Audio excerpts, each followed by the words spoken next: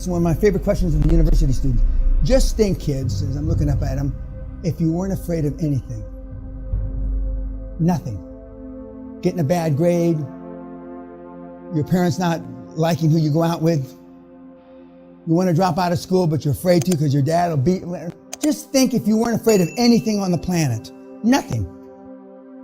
Where would you be? And I ask you the same thing. Steve Jobs was afraid of nothing. Warren Buffett is afraid of nothing. Bill Gates is afraid of nothing. Henry Ford was afraid of nothing. I'm afraid of nothing.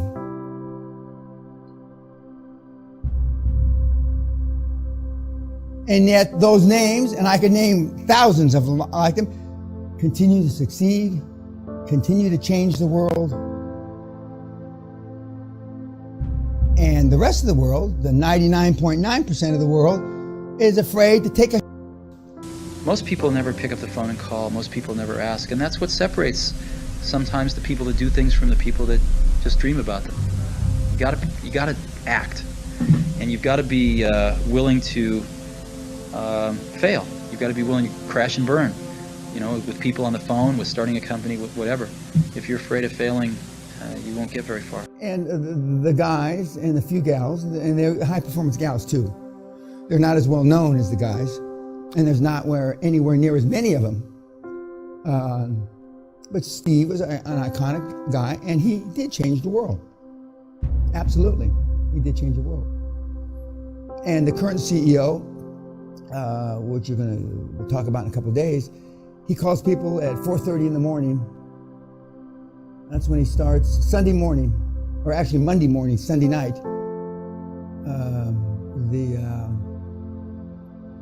And all these guys are the same. Success leaves clues. If they're all not like you, what in the is that telling you? If you're not even a drop of sweat dripping down the left testicle of Steve Jobs, what in the is that telling you? How is your program working out? Well, we all know it hasn't. But the key is, can you now do what you know it takes to be one of those kind of persons? That's the real question. And I can see it in your eyes. You're already questioning. Well, I don't know if I can do that. I don't know if I can tell my wife, my girlfriend, well, I can't see you over the weekend, honey. I'm going to be working. I won't be here for Christmas, honey. I know the answer. You don't even have to tell me. Most of you, I can see it in your eyes. I see fear in your eyes. I can smell death. Before I had any money, I used to go to the Rolls Royce dealers and sit in the cars and smell the leather, touch the leather, okay? And these days, this is 40 years ago, I went to $1 million houses, and my wife and I would walk through the house, and they'd say, when are your parents getting here, kids? No, we are the buyers, okay? And to get used to it, and that's the reason the castle is so effective. And the reason I stopped giving outside seminars is that the success rate is almost 5 times greater going to the castle, having a butler wait on you, dressing, thinking more of yourself, because self-esteem is the key to high performance. If we feel good about ourselves and we hang around with people, the average of the 5 people that we are mostly around is who we turn out to be. Follow what you're passionate about, what you love. It's not work if you love what you're doing. Okay. Most people, when I say they're living quiet lives of desperation, is because they're involved in a business or a job that they don't enjoy, they're not passionate about. Okay. So if you found something that you're passionate about, then it doesn't matter if you work 3 hours a day or 13 hours a day. That's where you start.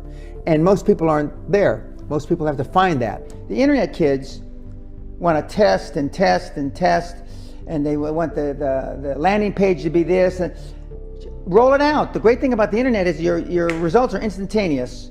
And you can make changes instantaneously. Correct. I mean, if something that I'm overseeing at the Concord level, 60,000 feet, doesn't work in 2 days, forget about it, move on. And today at our meeting, now the young kids are, we ran it 3 days, sir, and we closed it down. And they are thinking I'm going to ask why. I said, no, that's fine. Next. Because without them making mistakes and without them being allowed to make the decision, they never get any better.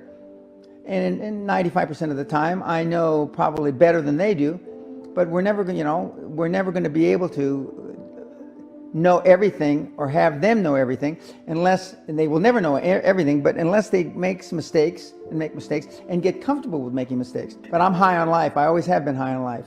I've got a lot of energy. I have the same energy I have today as I did 30 years ago. So you're naturally a positive person. I'm 100% positive. Okay. You know, the most contagious thing in the world isn't a positive action, it's a negative thought. A negative thought. And because that can grow geometrically and kill deals, kill even companies for that matter. And so, but I'm extremely positive. You saw this last night. This is you, the room, and this is you, YouTubers. Pay attention, YouTubers, you and Merry Christmas. You stand around and watch all the opportunities go by. You sit there, you sit there, you sit there. They sit there, they sit there. Oh, I'm getting ready. Bert's getting ready. Bert's getting ready. Rick's getting ready. Oh, maybe the next one. Maybe the next one. Maybe the next one. Oh, no, I'm tired now. Maybe the next one. Maybe the next one. And there comes somebody like me. Just jumps on and eats it. Maybe the next one, Ray.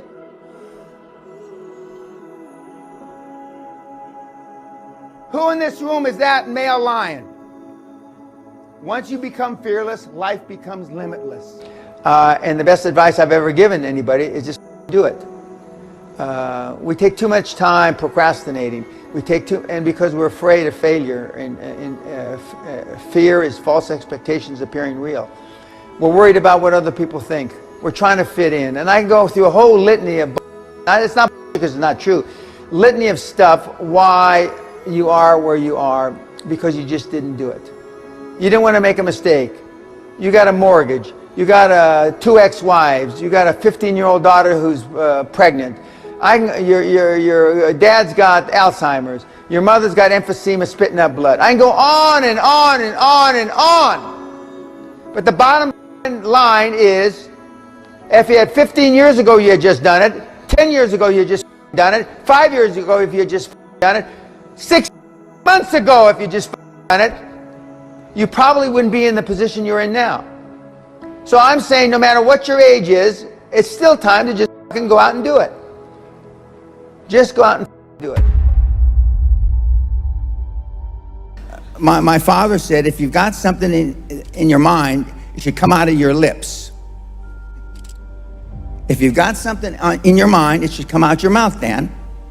And God knows, I took it to heart. And I've lived that way all my life. 98% of all the people on the planet that are high performance are introverts. Elon Musk, Warren Buffett, Bill Gates have something in common. They're introverts just like you. What means? Maybe we have to explain this more. Okay. Introverts meaning that you don't say what you really feel. Introverts is you don't act as if you really wanted to show the person that you don't disagree with them. Name 5 of the greatest names in business in the last 150 years. And they all have one thing in common. They're ball busters. They're hard as nails. Where does that leave you? How many times have you wished you had done something but didn't, then wished you had?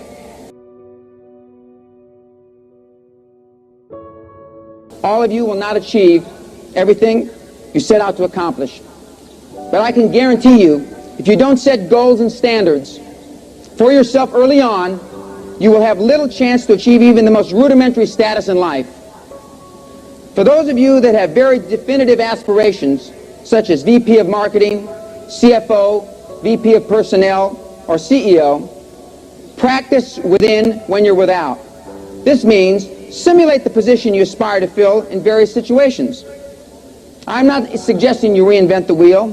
I'm suggesting that you expand your horizons and use these already proven principles that have worked for many, myself included.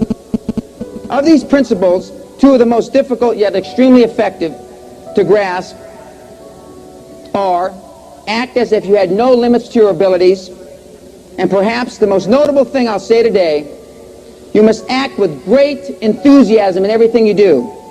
If you think back, you'll be able to think of situations where the person who exhibited the can-do, positive and enthusiastic attitude got the nod or opportunity.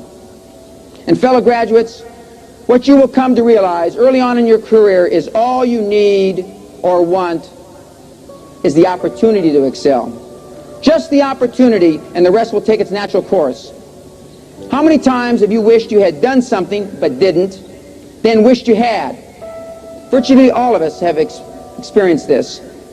If you merely reduce such occurrences, your career goals will be enhanced.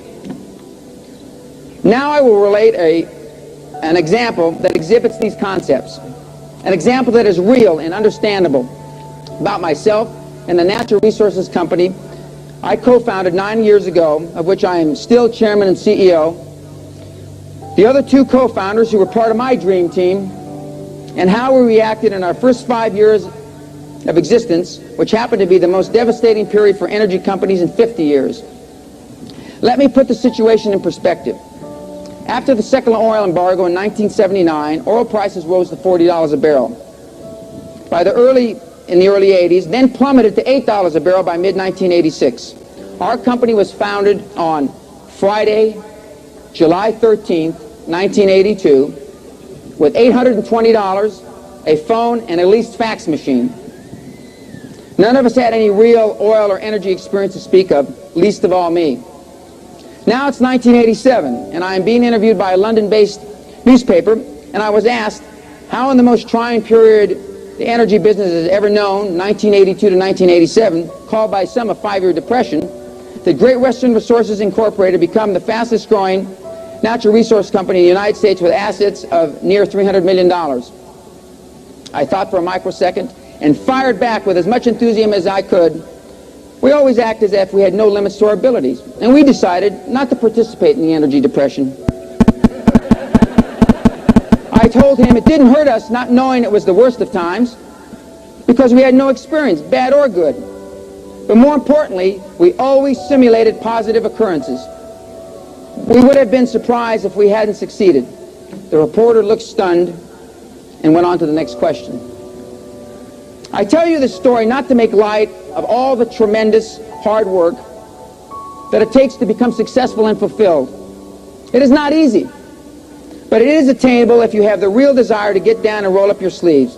It's like raising children.